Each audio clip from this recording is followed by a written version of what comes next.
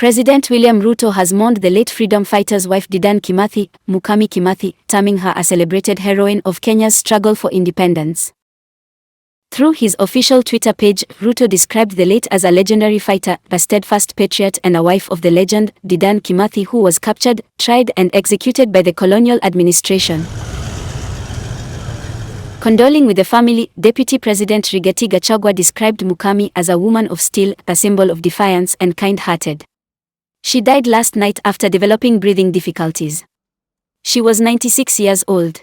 We have woken up to the very sad news on the passing on of Mukami Kimathi, the widow of Field Marshal Rigathi Kimathi Washuri, the hero of our liberation struggle, the man who led our gallant freedom fighters in the Aberdare Mount Kenya forest to drive away the white colonialists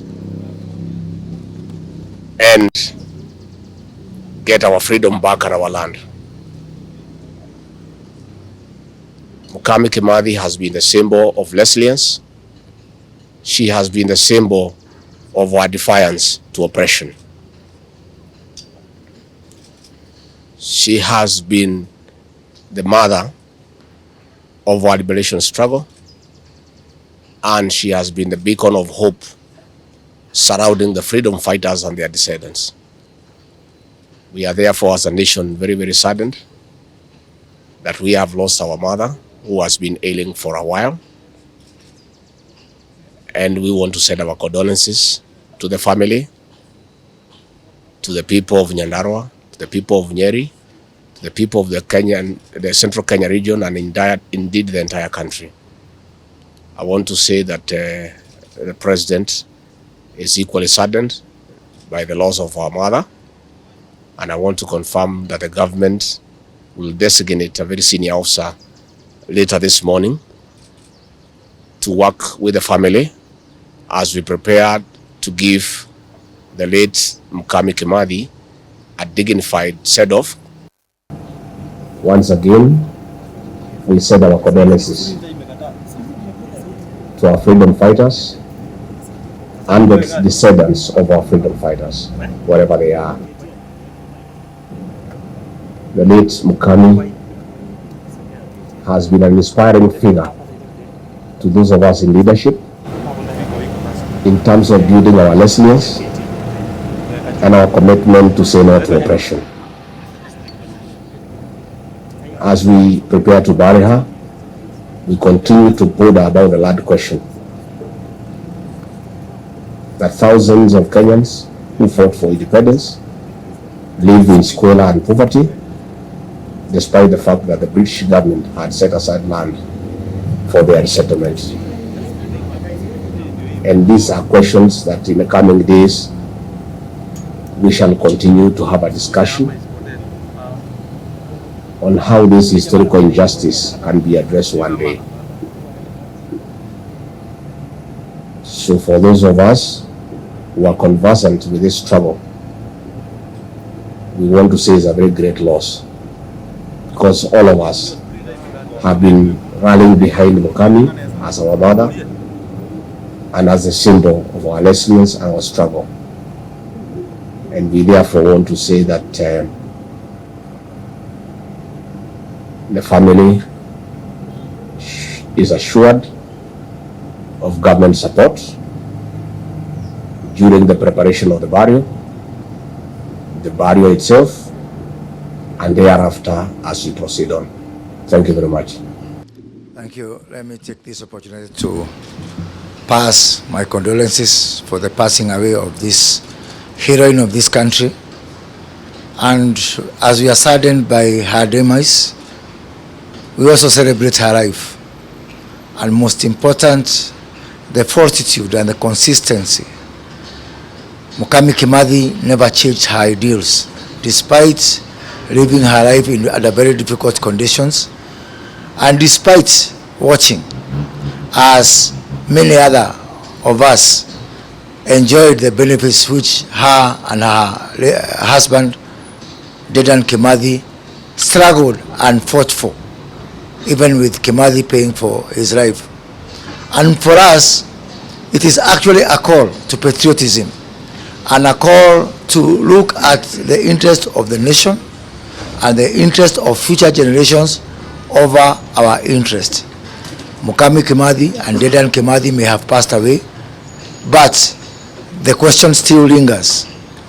Did we get the fair dividend of the struggle for freedom? And did those people who sacrificed most for this country to be where we are, did they reap the dividend?